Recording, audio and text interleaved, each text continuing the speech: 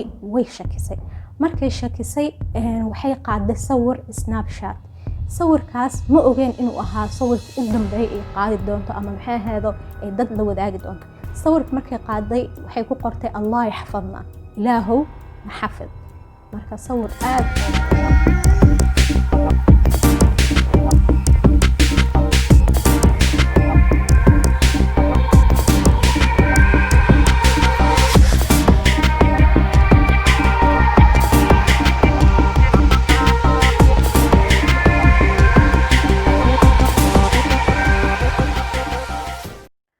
السلام عليكم أصحابتا كسو دوادا channel كيغا ومنا كورنر هادي رجينا إن شاء الله قيري عافيمات ميل والبقى جوكتان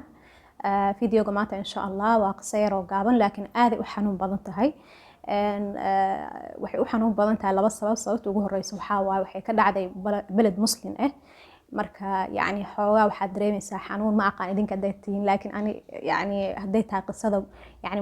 markay ka dhacdo meelo fog iyo meelo dhow isku mid ma aha yani meelo balad muslim markay ka dhacday way ka xanuun badan tahay markay meelo wadamada kale ku dhacdo ay ka dhacdo sababta labaadna waa idin sheegi doonaa insha Allah qisadeena insha Allah hadaa idin bilaabo waxay ku dhacday sanadka 2015 dhacday waxay ku dhacday maamo oo Sacuudiyaan ah oo 60 jir oo la dhahayo Moodi iyo gabadheeda oo Kuweytiyad ah oo la dhahayo Hadiil oo 27 jir ah qisadan waxay dhacday markay maamadan iyo hooyada iyo gabadheeda markay aadeen Qaahiray aadeen Masar waxay u aadeen dalxiis isla markiina waxay rabeen inay ka gataan guri markay aadeen Masar waxay la tashteen nin u shaqeyn jiray oo la dhahayo عبد التواب wuxuu ahaa nin oo darawal oo u shaqeyn jiray maamada markay maxay Kuwait joogtay muddo 10 sano buu u shaqeynayay gurigoodu ka shaqeynayay marka ninkan waxay isdhaheen asaga idin la taliyo asaga beledka idin ka yaqaano markay tageen waxay ku dhaheen عبد التواب waxa rabnaa in aanaka ka gadano guri meeshan wuxuu dhahay waayahay wuxuu u keenay maxayda options buu u keenay khiyaaraad markii dambe wuxuu ku dhahay aan waxa idin kula talinayaa inaad ka gadatiin guri ama beer inaad gadatiin isla markiina maxay waxay idin noqonaysaa ganacsi lacag baa idin fuulaysa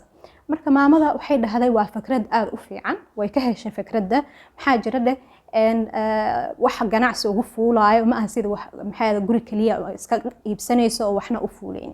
marka way habay tiri marka wuxuu ku yiri aniga beer baa maxay meel ku ogahay beero maxay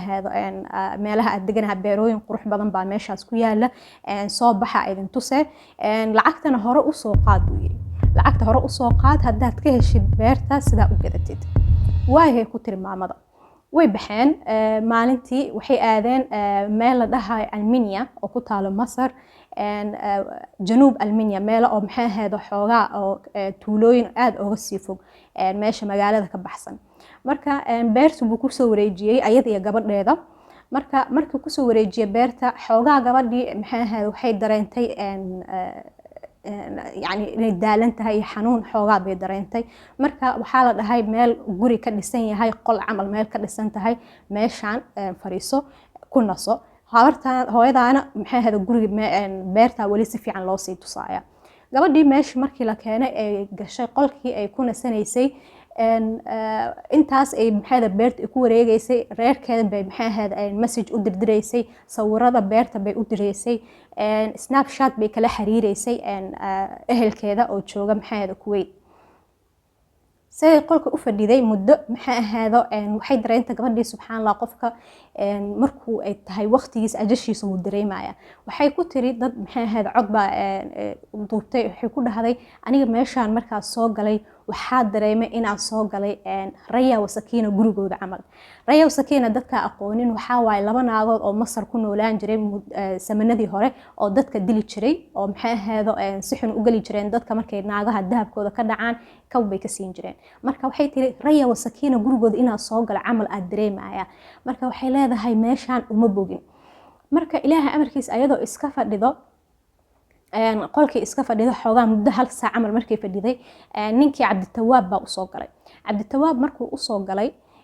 waxay ku tiri aaway hooyo marka wuxuu ku yiri weli waxay ku wareegaysaa beerta. Cabditawaab markuu beerta tusaayay waxaa la socday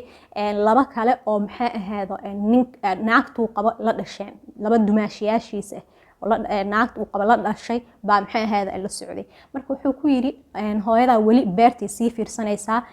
weli waa la wareejinayaa. cabaar sidii markii u fadhiday ee muddo gabadhii way shakisay. markay shakisay waxay qaaday sawir snapchat. sawirkaas ma ogeen inuu ahaa sawirka u dambeeyay ay qaadi doonto ama maxay ahayd ay dad la wadaagi doonto. sawirka markay qaaday waxay ku qortay Allah yaxfadna, ilaahow na xafid. marka sawir aad oo maxay marka akhrisid yani xoogaa qashcariira dareemaysaa, xaad jirka ku kacaysa. sawirkii markay qaaday mas'aacada sawirkeeda ay ku qortay Allah yaxfadna, ay ninkii weydiisay waxay ku tiri aaway hooyadeedii. hal saac kadib markay meesha fadhiday markaas wuxuu ku yiri waxba kuu sheegaya laakiin xanaaqin buu yiri. hooyada anoo tusaaya meesha beerta bay maxay ahayd way kuftay. marka waxay ku dhex dhacday meel webi ama biir ay ku dhex dhacday. webi ma aha, maxaa lagu dhahaa Soomaali, biir bay ku dhex dhacday, ceel bay ku dhex dhacday. markii gabadhii waxay dareentay ninkan inuu nin qiyaamo yahay oo ayada iyo hooyadeeda u soo jeestay uu rabay inuu meesha ka oga sii. markay naxday way istaagtay, waxay damacday xoogaa inay maxay ahayd cararto ama la dagaasho. marka wuxuu la soo orday bahal meesha taale oo madaxa uga garaacay. kadibna midi buu maxay ahayd 4 jeer buu midi geliyay. markay ay dhimatay wuu qaaday, wuxuu ku tuuray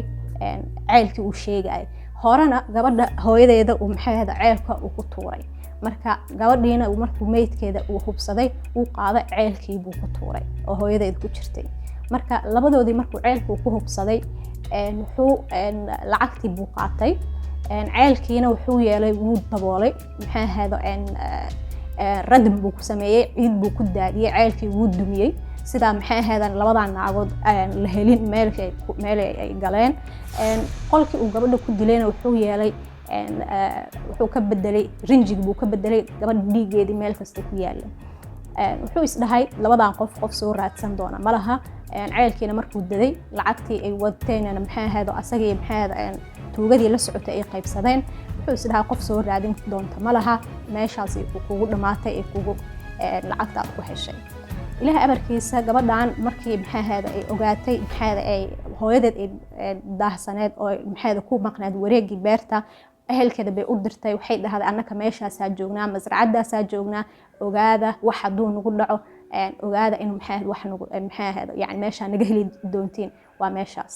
ehelkeedii baa bari markii la waayay, 2 bari 3 bari markii la waayay, gabadh islaanta walaalkeeda wuxuu la xiriiray safaaradda Kuwait oo ku taala beledkooda inay la xiriirto masaarida maxay ahayd safaaradda masaarida ama maxay ahayd askarta masaarida ku joogta Masar inay maxay ahayd la xiriiraan oo maxay ahayd labadan qof la raadiyo. markii labadii qof waa la raadiyay muddo la raadinay waa la garan waayay meel ay ka baxeen. waxaa dhacday ninkii maxay ahayd gabadhii walaalkeeda ama islaantii walaalkeeda wuxuu u diray sawiradii maxay ahayd meeshii ay ku taaleen beertii iyo meeshii maxay ahayd sawiradii gabadhii soo duubtay, laakiin waa meel oo go'an lama garanayn meeshii ahayd. beeraha way badan yihiin, meeshana meel go'an bay ahayd. ilaahay amarkiisa yani waxay labadii tuugadii lacagtii qaateen baa isdagaalay. lacagtii isku dagaaleen, midda kalena waxay isku dagaaleen ceelkii oo maxay ahayd oo labadii naagood lagu riday oo lagu duugay. wuxuu ahaa ceel oo beerta ay biyaha looga helo, yani beerta maxay ahayd meesha ceelkii biyaha oo beerta laga saqaynay ahayd. marka waxay dhaheen beertii yani maxaa ceelkii ninkii maxay Cabditawaabkii la murmeen. markay isla murmeen haday maxay ahayd mid baa baxay, askartii buu u tagay, wuxuu dhahay naagta Kuweetiyada aad raadinaysiin iyo hooyadeeda Sacuudiyada waxay ku jiraan meeshaas, ninkaasna baa dilay. marka askartii masaarida baa soo orday, askartii maxay ahayd ceelkii la imaaday. ninkii Cabditawaab iyo waxaa la qabtay labadii maxay ahayd la socotay labadii nin iyo naagtiisii ayadoo maxay ahayd lacagtii haysa. Cabditawaab naagtiisa iyo Cabditawaab laftirkiis baa la qabtay.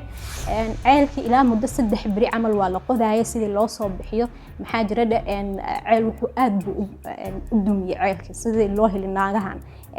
jirkooda. marka sidii loo qodaay markii dambe waa la helay markii la helay jirkoodii waxaa la sameeyay DNA test baa la sameeyay markii la sameeyay waxaa la gartay labadii naagood oo la raadinaya inay ahaayeen marka qiso aad u xanuun badan bay ahayd saddexdii qof oo maxay ahaado